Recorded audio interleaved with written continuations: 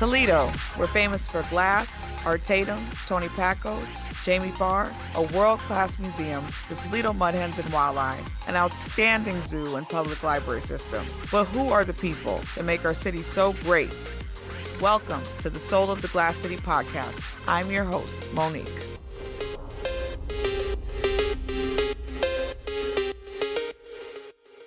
Hey everyone, it's great to be alive. I have a wonderful guest in the studio today, someone that I've gotten to know very well over the past year and a half. Jeanette Hrovatich is in the studio. How you doing, Jeanette? I am doing great, Monique. Thank you so much for having me today. Can you tell everyone who you are and what you do? Absolutely. I'm Jeanette Hrovatich, and I am the Director of Planned Giving for an organization called Lutheran Ministries of Mercy. And we are the umbrella organization sharing resources for Filling Home in Napoleon and Lutheran Social Services in the Toledo area and Luther Home of Mercy over in Williston, Ohio. And I think today we're going to talk a little bit about our work at Lutheran Social Services. We're going to talk about that and about your life. That's what we're really here to talk about. So, Jeanette, can you tell us where you were born and raised? I was actually born in Toledo. Okay. But when I was about 5 years old, our family relocated to Sandusky, Ohio, which is home to Cedar Point.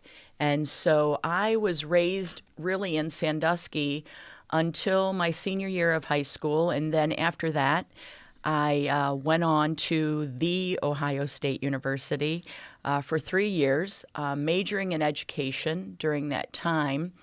And a couple of things changed in my life, and I decided that it was probably time to move closer to home, and I did that, which led me to the University of Toledo.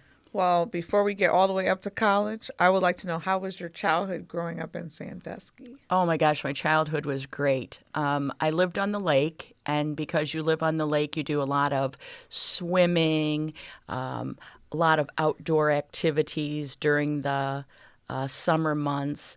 I have friends that I met in kindergarten that are still my friends today, and I think that those friendships really have helped me be the person that I am. I can't think of a whole lot of anything negative about growing up in Northwest Ohio. Well, that's good to hear. We like to hear that on Soul of the Glass City. Yeah. So you said you attended both Ohio State University and the University of Toledo. What did you study? And you said you received your degrees in education? I received my degree in education. And the reason that I chose education is that kind of growing up, I was part of the Junior Achievement Organization, and we had mentors during that time. And as I look at my life, it really was the mentors that I had that impacted it. So I did a lot of work in grade school, like with the Sisters of St. Francis out at Lourdes, and then junior achievement. And when you look at the women and the men who were my mentors, it was really easy to say, you know, education is probably where I need to be, because I too could then be a mentor. Isn't that beautiful? Yeah. Like each one teach one. So you've earned several certifications in philanthropy and nonprofit management. How have these shaped your approach to your work? Well, I think it goes back to the relationships that you build. I've been in fundraising, development, nonprofit work now for 40 years. I left education and went to nonprofit work. And the key is the relationships that you build along the way. I always say to folks, I don't want to ever burden my work with our professional friendships. Like, I don't want to say, oh, can you give us $1? Can you give us $5? How about a donation here or a donation there? So I try to keep my professional life and my friendship life separate. But I got to tell you, the relationships that we build along the way that a community reacts to the program's legacy, if you will. Those things all have impacted my life in many, many ways. And I think that I would say those certificates, those things that I've done, have reminded me, build your relationships first, and everything else will come after. I totally agree with that. You began your career as a classroom teacher. What inspired you to transition into nonprofit leadership, and how has your career evolved in that 40 years? I'm sure that a lot of people don't realize, but back in 1984, when I was a teacher, I was making $10,000 a year. Wow. That was my salary. And, I was a single woman and living in Toledo, Ohio, and $10,000 a year meant, really cutting every corner that you could possibly cut. And so I went to work at the Ronald McDonald House as a weekend manager. And while there, I just started to fall in love with the work that was being done.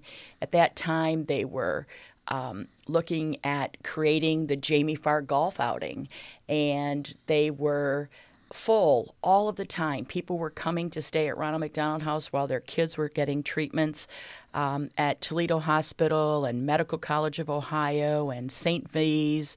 So those things just kind of like sucked me right in and made me feel part of really wanting to give back to the community. And the person who was the manager at that time was an elderly woman who had already retired from all of her career. Her name was Alice Dickerson. A lot of people know Alice because she also was one of the founding partners of St. Paul's Community Center. And Alice said to me one day, "I think you should do this work full time." And there was a long pause. And I said, "You've got to be kidding me." And I said, "I just got done with college." And she said, "It doesn't matter. You can teach in a classroom. You can teach when you work in a corporation. You can teach wherever you go. But you have something in you that makes you a person who should be working in the community. And I'm going to retire, and I want you to take my job." And I was just in awestruck. How does this person want to put their faith in me? And so from that conversation, I actually applied for the job and got it several months later, but have never looked back following in Alice's legacy.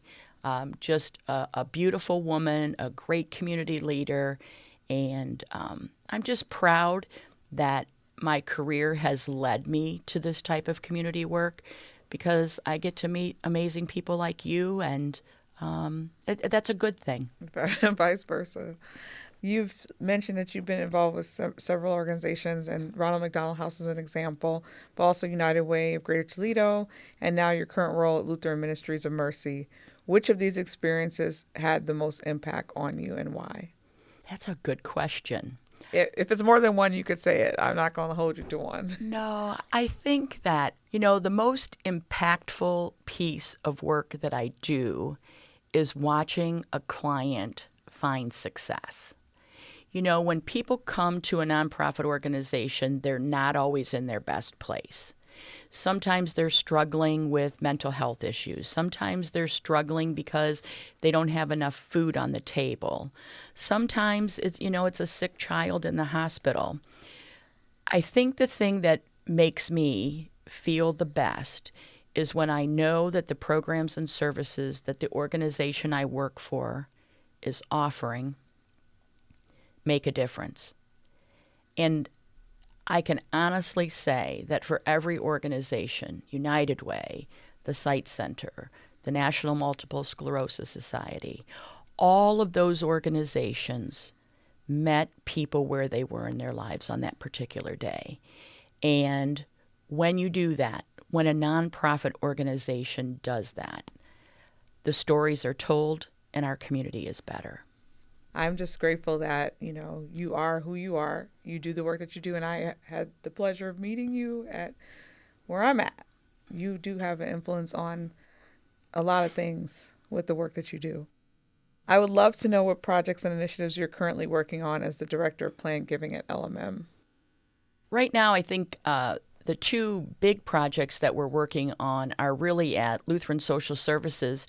They're located in the Old West End of Toledo, and for over 110 years, they have been offering social service programs to really help people change their lives. And we're undergoing a campaign right now to raise funds for their improvement on their building, about a 7,000 square foot addition. That's not really about the building. It's about the work that they're going to be able to do once that building is up and running and more efficient. As the demands of our services in Toledo and Northwest Ohio change, that new space will really give Lutheran Social Services an opportunity to expand their programming. So that's been a significant program that we're working on.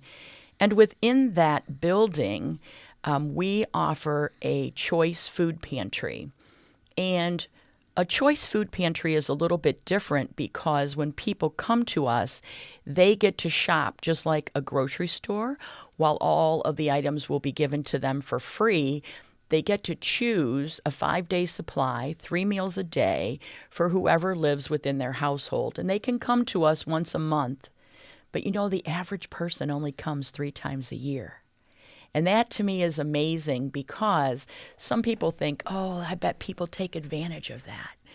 Free food, they take advantage of that. And the truth is this, people don't.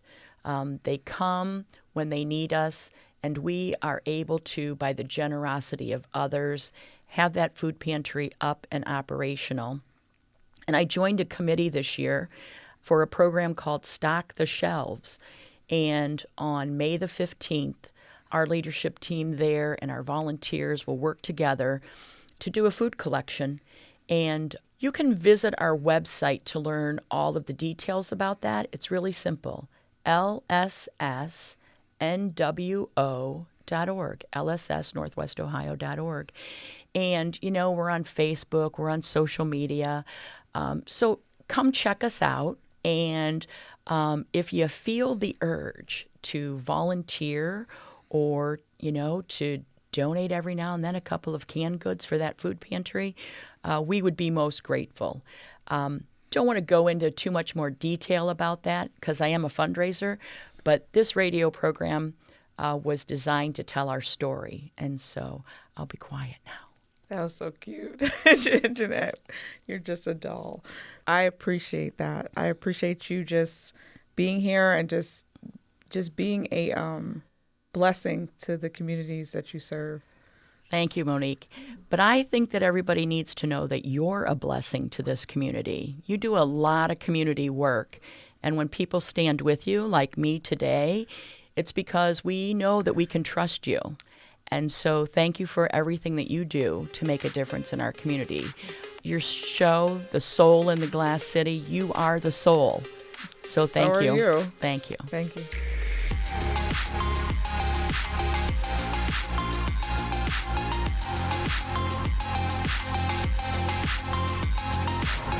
Thank you, everyone, for listening. I'm your host and producer, Monique. My executive producer is Chris Piper. Join me next time for another exciting episode of Soul of the Glass City podcast. For more information, if you have questions or comments, go to wgte.org/soul.